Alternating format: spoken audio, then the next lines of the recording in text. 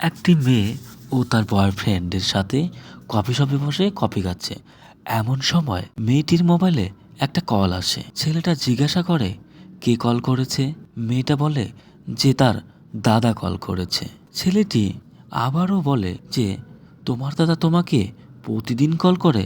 তখন মেয়েটা বলে যে হ্যাঁ, আমার দাদা আমাকে অনেক ভালোবাসে, তাই প্রতিদিন কল করে।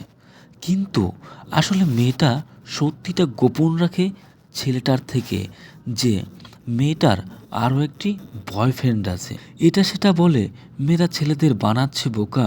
এই জামানায়ও প্রেম না করে থাকা যায় কি একা? তারপর ছেলেটা নেশা করে প্রচুর এবং একদল লোক গান বাজনা করছিল সেখানে যায় এবং তাদের ওই পাশে গিয়ে বসে এবং ফেলে আসা সেই দিনগুলির কথা ভাবে। কতই না সুখের দিনগুলি ছিল সেই সময়, এই সব ভাবছিল। অতপর ওই দলের একজন বয়স্ক লোক ছেলেটাকে জিজ্ঞাসা করে যে তার কি হয়েছে, তুমি এত মনমরা কেন? তারপর বলে বুঝতে পেরে যে ভালোবাসায় হয়তো আঘাত পেয়েছে।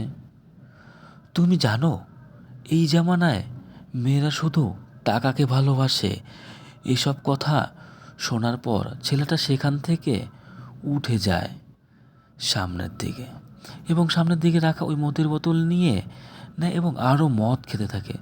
তারপর সেই বয়স্ক লোকটি উঠে আসে ছেলেটির কাছে এবং বলে এই যুগে ভালোবাসা বলে কিছু নেই, সবাই স্বার্থপর, তারা শুধু টাকাকে ভালোবাসে। তারপর মেয়েটির সাথে কাটানো মুহূর্তগুলির কথা ভাবে এবং মেয়েটি তাকে চলে যেতে বলে এবং অন্য একটি ছেলের গাড়িতে বসে চলে যায়। তারপর বয়স্ক লোকটি আবারও বলে এই জীবনে নিজেকে কষ্ট দিয়ে কিছুই পাবি না, আর তোর কষ্টে কারো কোনো যায় আসে না।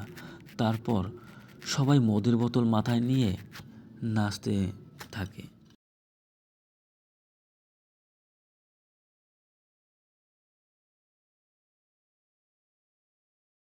আজকালকার প্রেমিকাদের কোনো ভরসা নেই, এই কথাগুলি বলে আর নাচ করে।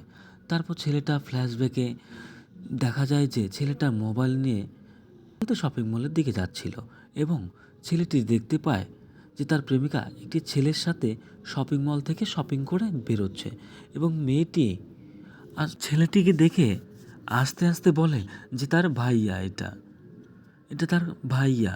এবং ছেলেটা সেই কথা বিশ্বাস করে নেয় এবং ছেলেটা ভাবে যে কী না কি ভাবছিলাম এবং মেয়েটা হাঁপ ছেড়ে ভাবে যে যাক বাবা, বাঁচা গেছে, আমার কথাটা বিশ্বাস করেছে। এবং তারপর ছেলেটা ফ্ল্যাশব্যাক থেকে ফিরে আসে এবং মদের বোতল হাতে নিয়ে গান গাইতে থাকে। ধন্যবাদ। আর্তনাদ আর চিৎকারের গান, কান্না ভরা।